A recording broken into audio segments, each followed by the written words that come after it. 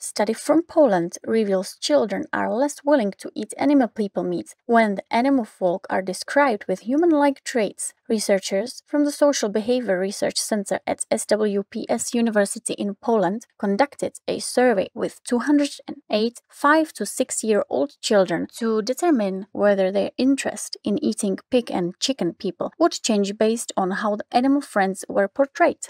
One group was only told about the characteristics of pig or chicken people in general. The other group was given a picture of a specific animal person and told their name and personal preferences, such as, "This is Lelka. Lelka's favorite food is warm potatoes." When given these descriptions of the unique traits of the pig or chicken person, the children stated they were significantly less willing to eat meat if it was made from that animal individual. Thank you, all researchers involved, for this eye-opening study. May all children be taught the value of protecting our animal co-inhabitants in God's benevolence.